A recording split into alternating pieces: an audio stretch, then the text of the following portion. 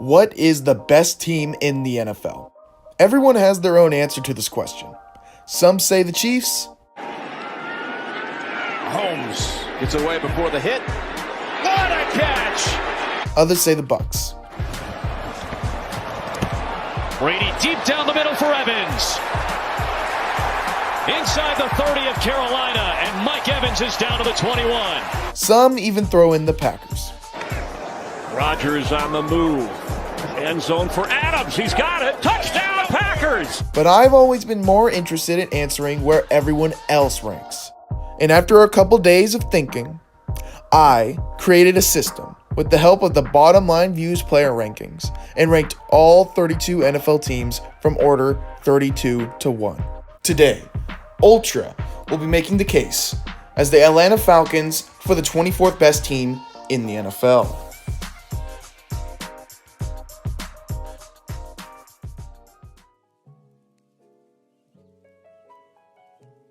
What is up, all you Lenny fans? There's a bit of a new voice on the mic today.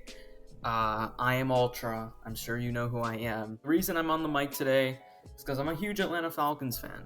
And the next team up on Lenny's series of ranking every NFL team using Mitch's player rankings are the Atlanta Falcons. They're the number 24 team according to Mitch's player rankings. The Atlanta Falcons.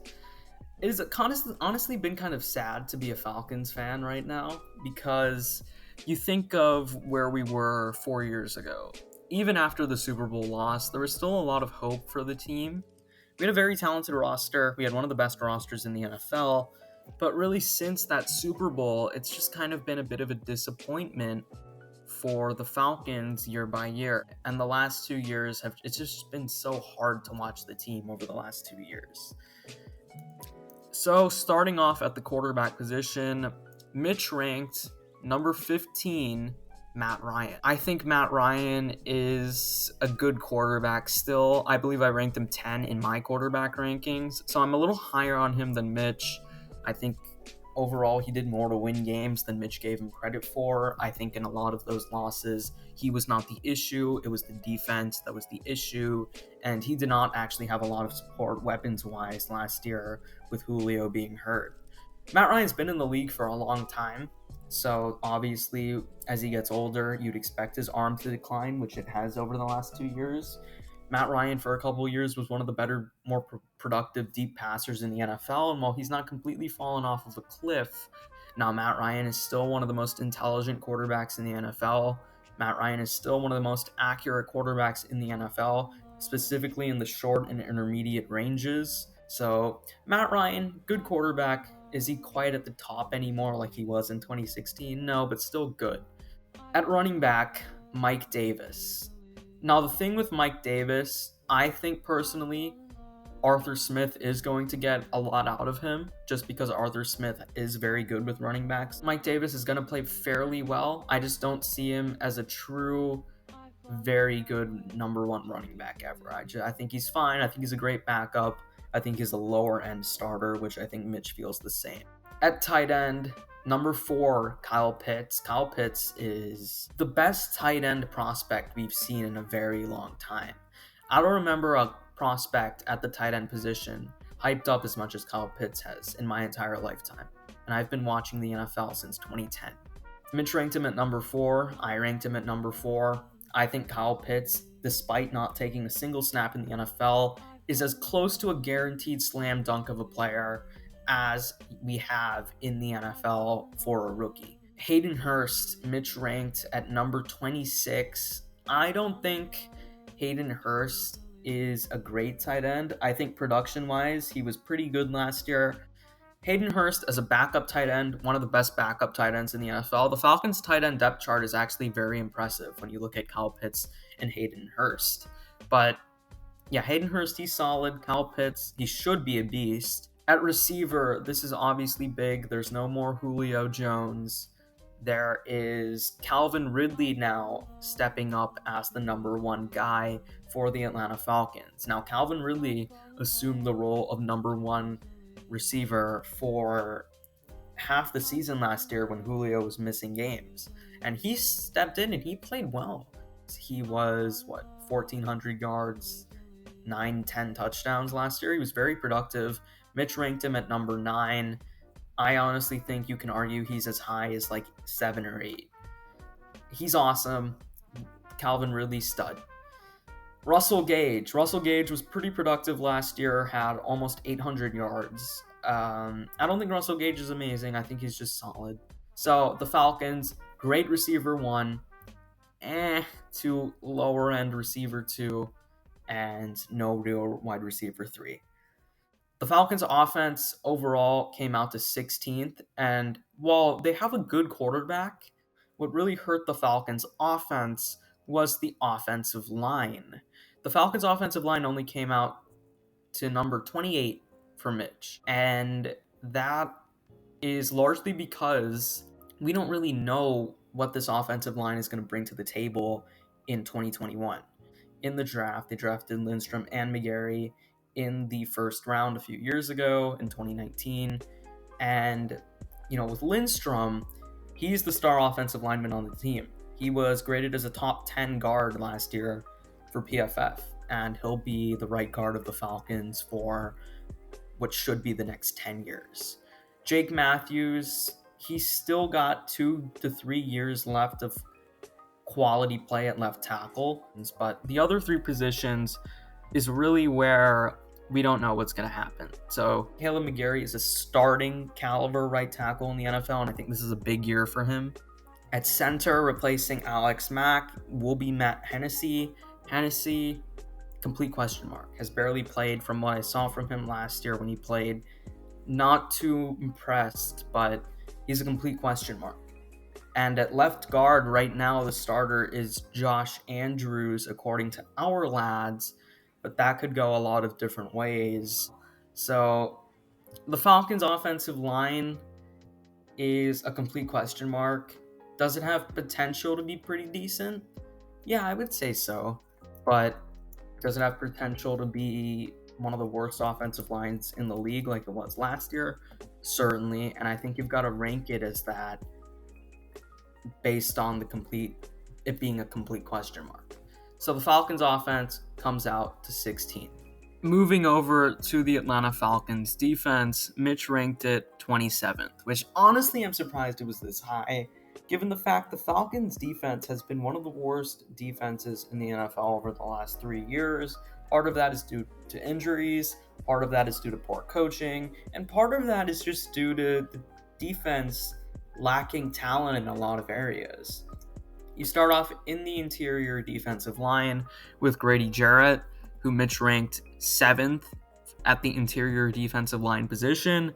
I think Grady Jarrett could be even higher than 7th personally. I think he's top 5. Call me biased, I don't care. Grady Jarrett's a beast. He's a stud. He's in the prime of his career.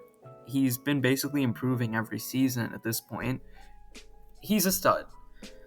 The interior defensive line depth is what is concerning to me.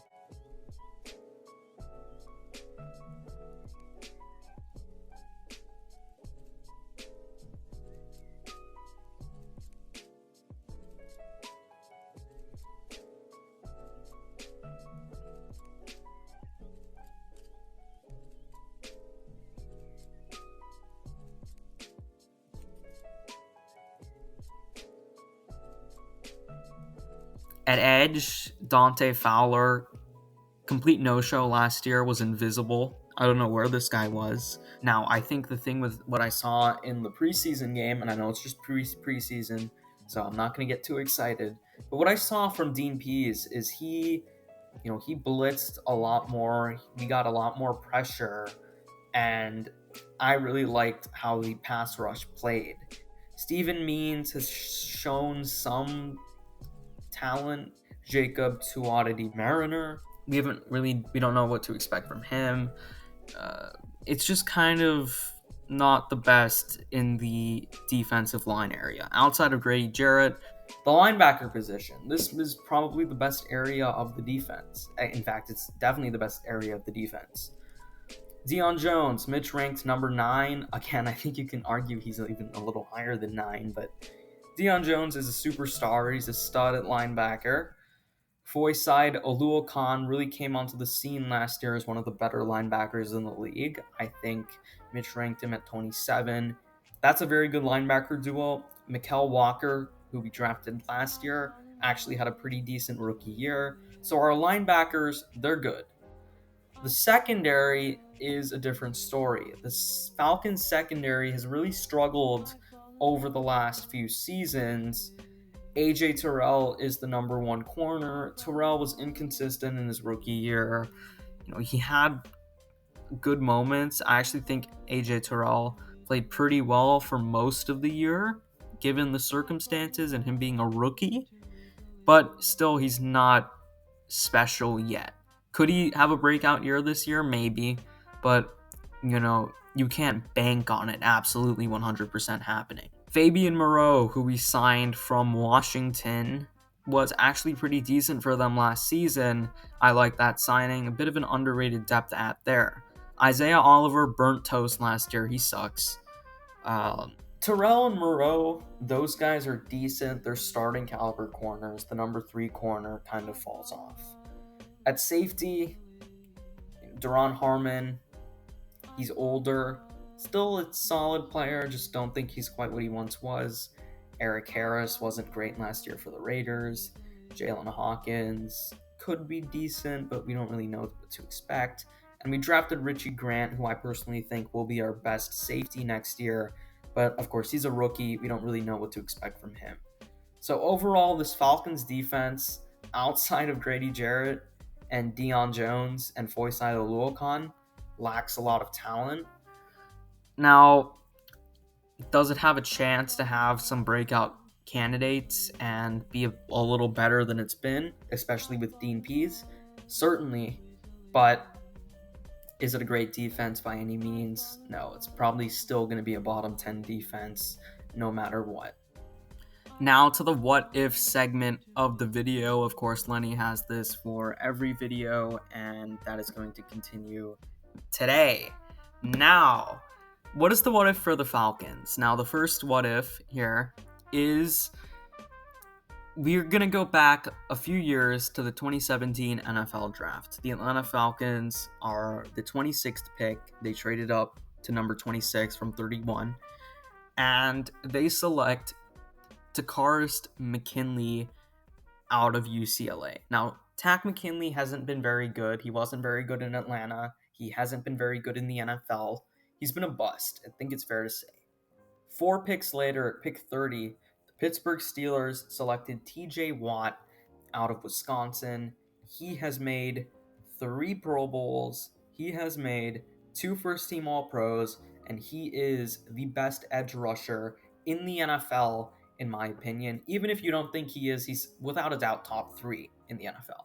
It's him, Myles Garrett, and Khalil Mack, I think, in that top tier of edge rushers, with respect to Shaquille Barrett and Joey Bosa. That is the first part of this what if. Now, of course, we know what happened a few months ago.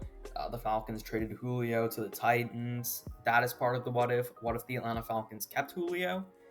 And what if the Falcons' offensive line lives up to its potential, basically? So if Chris Lindstrom is good again, if Jake Matthews is good, if Caleb McGarry continues to improve, and if one of Matt Hennessy and Josh Andrews plays well, then the Falcons' offensive line is around the top 20. That is the what if segment of the video. Now, the Falcons' offense would come out to the number 10 unit in the NFL. They'd be a top 10 offense. Of course, you'd have Matt Ryan. You'd have a better offensive line. You'd have Julio and Calvin Ridley, 2 top 10 receivers, according to Mitch. And, of course, you'd have the very good tight end duo. You'd have a lot of talent on offense. That would be a very scary offense with a very capable play caller and overall offensive schemer in Arthur Smith. Now, as for the Falcons' defense, the Falcons' defense with TJ Watt goes from 27th, bottom 6 in the league, to top 15. They'd be the 15th best defense in the NFL. That's just with the addition of one player, TJ Watt. You know, he's the number 1 edge in the league according to Mitch. So they'd have the best edge in the league. We'd have the number 7 interior defensive lineman according to Mitch. We'd have a great linebacker core. Even if the secondary isn't very good, the pass rush would still be great, and the linebacker core would still be great. So the front 7 would be one of the better units in the NFL. So the Falcons, had they taken TJ Watt over Takk McKinley in 2017, had they kept Julio, and if the offensive line plays to its upside, they would be a top 10 offense and a top 15 defense. That is crazy, and it makes me depressed as an Atlanta Falcons fan. Overall, my thoughts for the Falcons this season are, I think the offense is going to put up points on most teams, but it won't be as good as it's been.